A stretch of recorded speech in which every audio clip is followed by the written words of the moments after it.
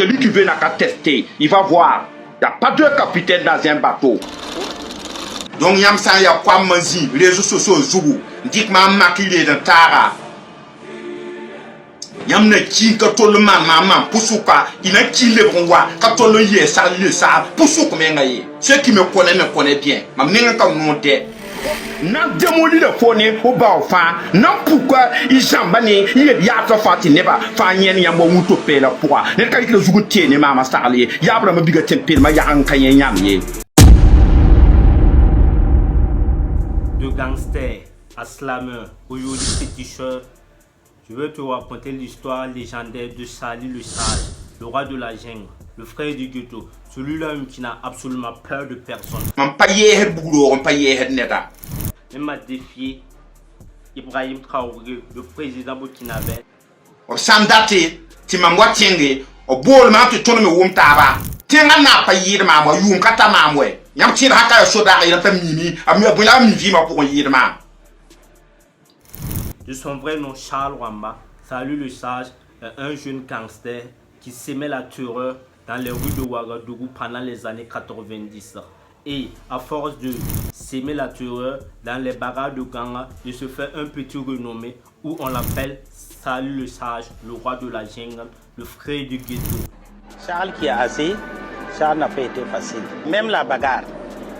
Si côté bagarre, bon, Dieu l'avait donné la force. Vous êtes deux, vous êtes trois, si vous ne faites pas attention, il va vous frapper. Et lui, sa bagarre ne finit pas le même jour. Si vous arrivez à les chasser aujourd'hui, tenez-vous bien que Charles va revenir et vous aurez votre compte. Où il va entamer des séries de braquages et de bagarres de rue. Et il sera un chef bandit vraiment légendaire, connu dans tout le pays, où il organisait des braquages un peu partout. À force de faire son petit bout de chemin, il va toujours chercher de l'excès, à montrer sa supériorité, sa grandeur. Que les autorités du pays, les forces armées, les policiers, les militaires, les gendarmes vont commencer à le rechercher. Après de longs mois de chasse à l'homme, il se fait arrêter par la gendarmerie, jugé et transféré à la Mako, où il va prendre une peine de 4 ans, 7 mois.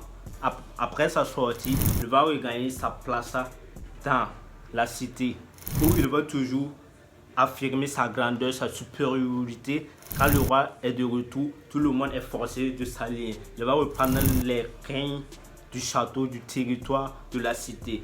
Et il va organiser tout là où il l'avait laissé. Il va recommencer à organiser les braquages, à faire dealer de la drogue, à transiter la drogue un peu partout, à organiser des bagarres de rue. Et il était vraiment reconnu par son art du combat. Il aimait les bagarres. Quand il y a bagarre, c'est lui qui était là en train de lutter avec son gang et tout ça. Et après ça, il se fera encore à nouveau arrêté par la police. Et là, il va prendre une peine d'emprisonnement de 2 ans. Après sa sortie, il va voir que le fait de faire le banditisme dans le pays, ça ne sert absolument à rien. Il est toujours à la recherche de la dopamine pour montrer sa supériorité, qu'il est vraiment le roi de la cité, qu'il est vraiment un lion, un guerrier. Et c'est là qu'il va entrer dans la guérilla. Il se fera recruter comme mercenaire, il va tracer son bout de chemin là-bas. Après la guerre en Côte d'Ivoire, il décide de rentrer au pays, au Burkina Faso, afin de changer de vocation. Et décide de changer énormément de vocation en étant tout simplement un slammer. Ah oui, ça c'est l'aventure musicale de Charlie le Sage en tant que slammer. Au regard de ce qui s'est passé, je peux dire que j'ai réussi une avance positive des ambitions, que je n'étais mort par rapport à certains de mes compagnons de lutte. Moi je fais la musique, mais c'est... Il va enchaîner des séances studio pour enregistrer énormément de chansons. Il va faire sortir son premier album qui n'aura énormément pas de succès. Après son album, il va réenregistrer une deuxième album qui va flop. Un peu différent, puisque moi, bon, je peux pas, ma voix ne me permet pas, chacun avec sa nature qu'il a rendue, je ne peux pas chanter comme les autres, mais comme j'ai quelque chose à dire, et la musique c'est un endroit que tu peux lancer ta message, et je t'ai forcé de passer par là, donc j'ai choisi de faire l'islam. Et là, il voit que la chanson, le slam n'est pas fait pour lui. Et il va changer de vocation en tant qu'agent de sécurité. Ah oui, le mec a littéralement changé énormément de casquettes. En tant que gangster à slammer, aujourd'hui, vu qu'il a beaucoup d'expérience dans les gangs, dans les bagarres de rue, dans le banditisme, il décide de devenir un agent de sécurité tout simplement. Ah oui, maintenant il sera recruté comme formateur des agents de sécurité vu son parcours légendaire. Charlie Le Sage est formateur et chef d'équipe dans une société de sécurité. Maintenant, il va former des jeunes en tant qu'agent de sécurité pour sécuriser les banques, les marchandises des gens. Et c'est un métier que le passionne à cœur. Vu que c'est un ancien bandit, il aime les trucs d'excès, les trucs de banditisme, les trucs où il y a la dopamine. Il est vraiment à la recherche de dopamine. Et là, il va voir que le fait de sécuriser les banques État, il n'y a pas énormément de bandits là-bas qui vont venir braquer les banques et il est toujours à la recherche de dopamine. C'est là qu'il va partir maintenant vers les sites d'orpaillage afin de sécuriser l'or et tout ça, vu qu'il y a énormément de banditisme là-bas. Il était vraiment recherché par tous les commerçants, toutes les entreprises voulaient engager son service de sécurité pour sécuriser leurs biens, leurs marchandises, vu que c'est l'un des services, les agents de sécurité les plus performants du pays. Et là, il va se tourner vers les sites d'orpaillage pour sécuriser l'or des millionnaires. Et là, il se fera un petit renommé. Et tous les anciens bandits qui sont dans les sites d'orpaillage le connaissent et il s'aimait la terreur dans les sites d'orpaillage. Et celui qui ne respectait pas et qui n'obéissait pas à ses ordres subira un châtiment vraiment compliqué, un châtiment vraiment sévère. Ah oui, le mec est carrément comme Goliath, il mettait la fessée à tout le monde et il n'avait absolument peur de personne. Et même à corps à un contre deux, il mettait toujours les gens KO. Même à 5 contre lui, on ne pouvait pas le vaincre. Ah oui, le mec était vraiment comme un lion tout simplement. Et là, il va voir que là-bas, le fait l'agence de sécurité ne le plaisait toujours pas, ne le convenait pas. Et là, il va décider tout simplement d'organiser et de lancer son centre de formation pour des personnes, les retards mentaux, afin de les former et de les rééduquer pour qu'ils puissent avoir une intégration dans la société. Et c'est là qu'il va lancer son centre de rééducation pour personnes de retard mental dans une des villes du pays où il ne connaissait absolument personne. C'est pendant ses aventures de sécurité qu'il sera vraiment apprécié dans la ville et va se faire une petite renommée dans la ville et décide tout simplement de lancer son centre là-bas. Et là, il y a des gens qui envoyaient leurs personnes malades mentales, les malades et tout ça. Et dans le centre, il avait ces gens et des médecins qui encadraient les personnes tout simplement, les retards mentaux et tout ça. Et s'il y a des retards mentaux vraiment agressifs, il décide tout simplement d'employer la force pour le recadrer et tout ça. Suite à ça, son centre est vraiment appelé partout. Il y a énormément de personnes dans les 4 recoins du Burkina qui voulaient envoyer leur malade et leur retard mental là-bas, afin qu'ils puissent les rééduquer. Vu qu'il y avait énormément de succès là-bas, il y a énormément de personnes qui étaient vraiment bien éduquées. Et c'est là, il y aura des problèmes aussi dans le centre. Et c'est des informations à prendre avec des pincettes. Qu'il y a un malade, un retard mental qui est là-bas, et qui était un peu violent. Et ils ont voulu appliquer la force pour le rééduquer. Et malheureusement, il perd la vie. Et là, mam tien yik balan ngwem yo balan da tien tu songo zalam ti mam yo da ti manda centre bene mam da ti ma centre bi o bam ham da ya ni tirse est-ce que mi ko da mam ni prison là nton da mam balan yo ko ni prison parce que mam pas tien biga parce que mam ka be biga mam wa ma na tumbe ti tum da mara hatin ni sukini tar bam bati bam nton da mam yo ko mam ni prison yo ma tabo. Les gens de la ville là se nervent contre lui, sont en colère et décident tout simplement de fermer le centre et ils l'ont envoyé en prison une nouvelle fois. Et oui, le mec avec la prison, il fait que partie des va-et-vient en prison. Et il a affirmé dans une vidéo qu'il a fait 25 ans de prison dans sa vie. Ngom de botole soso zugo yam ni prison. Yam do tek yam je man prison. You meng bi you mai.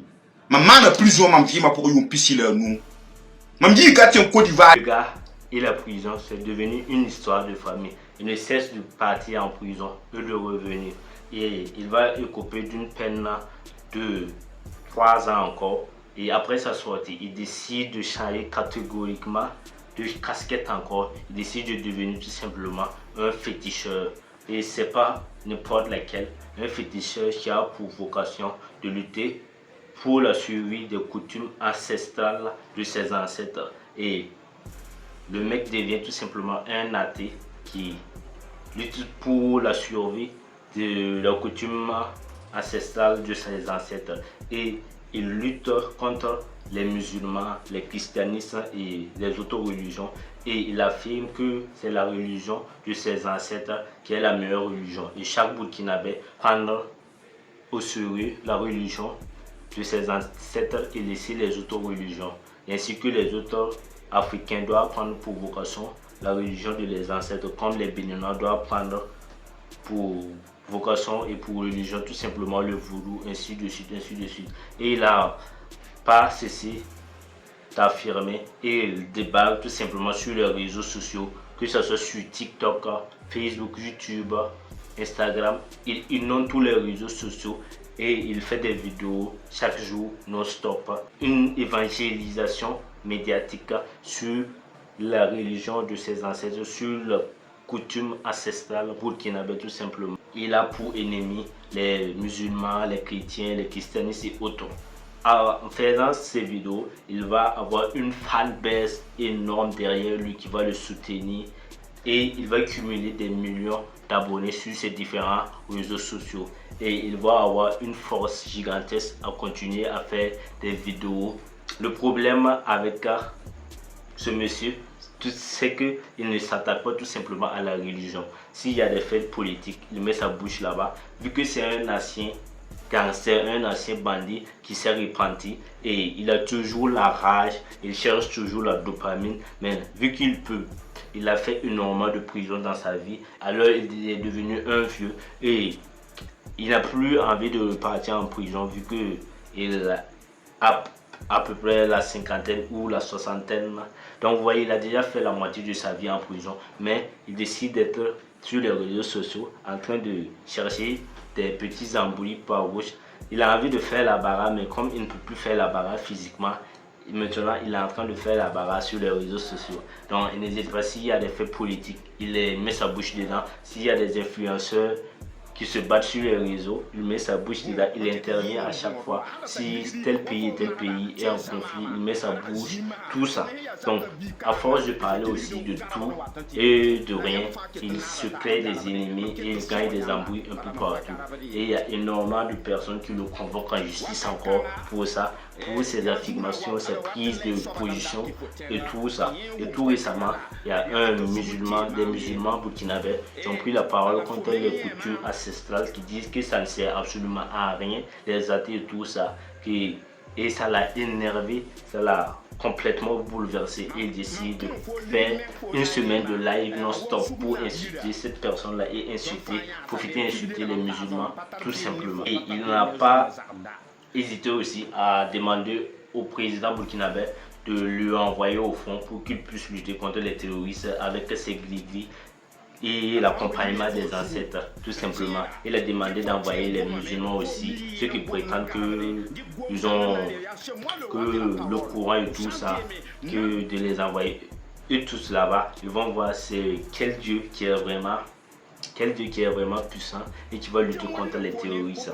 Et ça, il a continué ses affirmations en contredisant le président Ibrahim Traoré, vu que lui c'est un ancien bandit, il n'a absolument peur de rien et il a commencé à attaquer le capitaine Ibrahim Traoré, que c'est son enfant, qui n'a rien fait de sa vie plus que lui c'est un guerrier, qui n'a absolument peur de rien, même de la mort. Et un beau matin, on a fait 3 jours sans entendre parler de lui, vu qu'il sortait chaque jour, il publiait des vidéos massivement et il a inondé les réseaux sociaux. Tout le monde en parlait que de lui. Il est devenu un influenceur de taille au Burkina Faso. Tout le monde le connaît au Burkina Faso. Maintenant, il a fait 3 jours et les fans étaient dans le doute. Ils se demandaient qu'est-ce qui s'est réellement passé pour qu'on ne le voit plus sur les réseaux sociaux. Et subitement, on voit un jeune homme faire une vidéo supposant être Charles Junior, qui est le fils de Charlie, de Charles, et il affirme dans la vidéo que son père a été arrêté par des gendarmes, qu'il y a des gendarmes qui sont venus là-bas à la maison, et ils ont pu son père, et jusqu'à présent, il ne sait pas où il est allé, et ils n'ont aucune information sur lui. Après quelques semaines de doute, les fans étaient dans le doute et demandaient où il est parti, ils l'ont attrapé. Et il y a les médias qui ont communiqué des communiqués officiels en disant que vu que c'était son souhait d'être parti au front, ils ont exaucé ce souhait. Et actuellement, il a été réquisitionné pour le front tout simplement. Et oui, actuellement, il est au front afin de lutter contre les terroristes et tout ça. Mais jusqu'à l'heure, on n'a pas encore vu de nouvelles ou de photos, ni rien de lui affirmant qu'il est au front en train de faire. Il y a d'autres qui disent qu'on l'a emprisonné après ses propos. Il y a d'autres qui disent, bon, il y a énormément de doutes, de rumeurs sur le sujet. Et ses fans sont dans l'impatience de le voir et énormément de personnes demandent qu'on le libère. D'autres aussi demandent qu'on lui donne son téléphone pour qu'il puisse faire des vidéos pour, voilà, lui donner la joie de vivre à ses fans tout simplement. Et ça, c'est l'histoire légendaire de Charlie le Sage qui continue d'émerveiller le Burkina Faso et tout ça. Et il a énormément de fans qui sont derrière lui, qui l'aiment. Et voilà, il fait que émerveiller les Burkinabés avec. Et cette histoire légendaire, si ça t'a plu, je t'invite à t'abonner, à me lâcher un gros pouce bleu, ça me fait énormément plaisir. Si c'est la première fois que tu me découvres, moi c'est Razak Sana, le youtubeur de ton youtubeur préféré.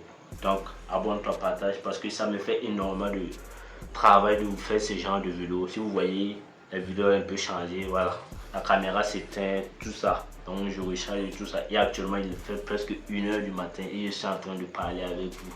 Donc ça me ferait énormément plaisir si tu t'abonnes et puis tu me partages cette vidéo au maximum. Et on va se donner rendez-vous pour une nouvelle vidéo. Allez, peace out.